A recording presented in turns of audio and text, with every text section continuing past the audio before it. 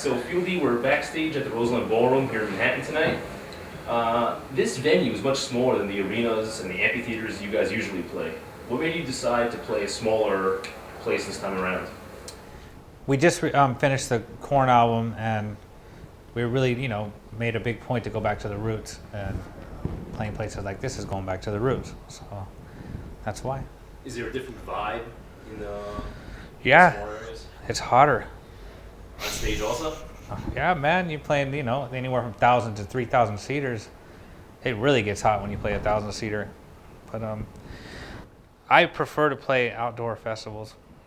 I like that better. It's like bigger, funner party to me. Like the ones over in Europe, down low? We have them here too. We're doing the Mayhem Summer Festival this year. Yeah. In the United States, yeah.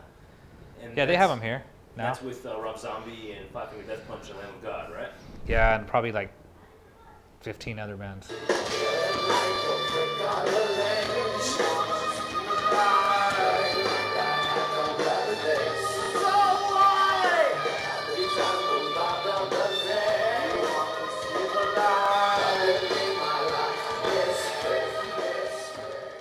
The last time I saw Korn play this neighborhood, you guys had like a 9-man band. There were keyboardists and some other drummers. Is it more of a stripped down show tonight? It's pretty stripped down. It's just the four of us, Korn, and then we do have our backup guitar player because we've always had 2 guitar players, so we can't play a show unless we got 2 guitar players. And our keyboard guy is more like, it's not even a keyboard guy, man. He just does a lot of weird sounds and something we've always kind of liked. So he's kind of just been with us and stuck with us. But you don't have all the extra people that we had. No. It's just, that's it, man. The band and the noisemaker, whatever you want to call them. Whatever happened to the Korn cage? I think we still got that thing around somewhere. Are you ever gonna bust it out again? I don't know. I know the fans loved it back in the day. I bet they did. Good to be on stage. I don't know, man.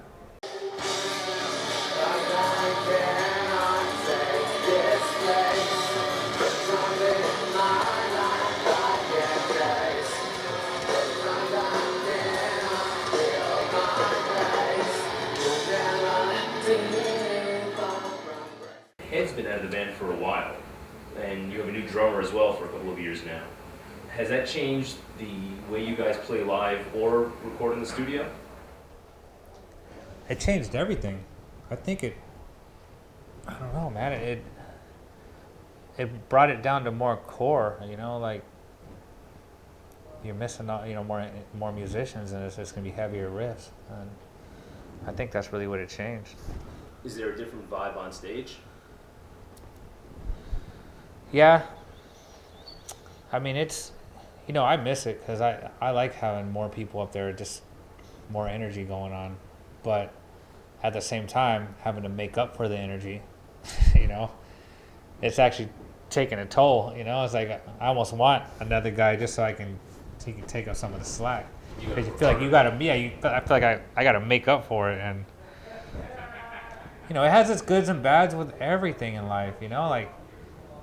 The good thing about it is I don't have to share my side of the stage anymore. I got it all for me. But the bad thing about it is I don't get to share my stage anymore. Because he's there and he's a partner, and it's just one of those things.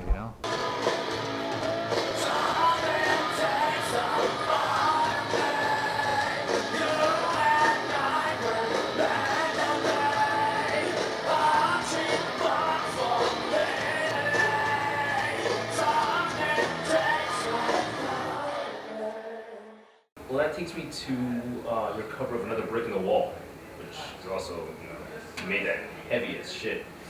How did you pick that song to cover? It wasn't really me. It's John and Monkey, or they're big Pink Floyd fans. We're doing a cover album called Korn Covers, and we're all picking cover tunes. And one of the guys picked that one. We recorded like 5 cover tunes. What else? We did Head Like a Hole, 9 Inch Nails. We did Word Up, obviously. We did Fight the Power, Public Enemy. We Care a Lot, Faith No More. I think that's about it. One, of course. We did one. Yeah, we started doing some covers, and I would love to get that finished, man. Yeah, is that gonna be Fun to released? listen to, a bunch of covers would be cool. Yeah, I don't know when. We just got to get back in and do some more covers. So you personally not such a big Pink Floyd fan? I don't own any of their records. You know, Roger Waters is going on tour come October. They just went on sale this morning.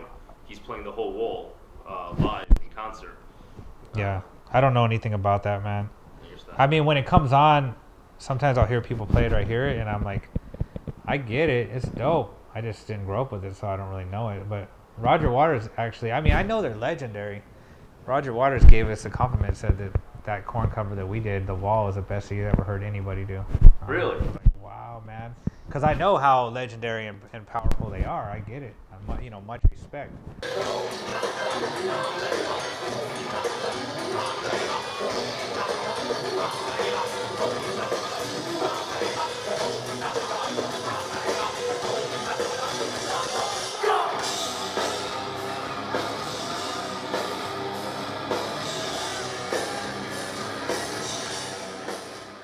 I wanted to get your take on a couple of records that came out, if you listened to them. What do you think of Death Magnetic?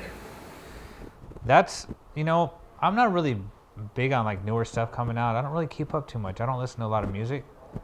But a friend of ours that works for us, his name's Sebastian, and he goes, hey, I want to play you something. And I never really do that. And he put it on, and I listened to the music. And obviously when James Hetfield came in, I knew it was Metallica, and I was like, what is this, man? And I sat and listened to it, and I was just floored, man. I was like in awe. And I was sitting in my studio working at my house, and I was, pajamas, I had my socks on, just chilling out. And I was like, as soon as it was over, I go, let's go. I got in my car, and I drove down to the store, and I bought it. I was flipping out. I couldn't believe it. That's unreal. So you liked it? Man, I was excited, man. And how about Chinese Democracy? Were you a Guns N' Roses fan? Yeah, I liked Guns N' Roses. I don't know how big of a fan, but I think I like it more today than I did back in the day. The older songs. Appetite for Destruction, Sure. But back in the day, I think I was more like a closet Guns N' Roses fan because everybody liked it, and I was younger, so I was like, I didn't want to like it because everybody liked it. But now that I'm older, I'm like, I like it. But the new stuff, I don't really know it.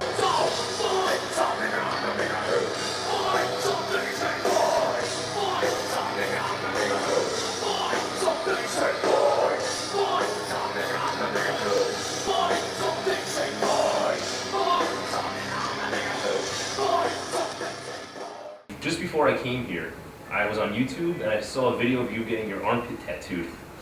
Do you have a favorite tattoo? I don't know. That's a pretty cool one I got in my armpit. If you want to try to get a close up of that right there.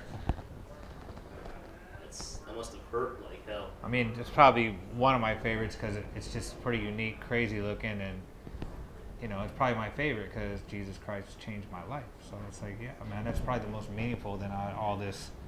But I'm pretty cool with all my tattoos because I have a lot of friends and they're like, they hate their arms. Like, I shouldn't have got these, and I'm pretty much all right with it, Like, I would redo them today if I could, but I'm all right,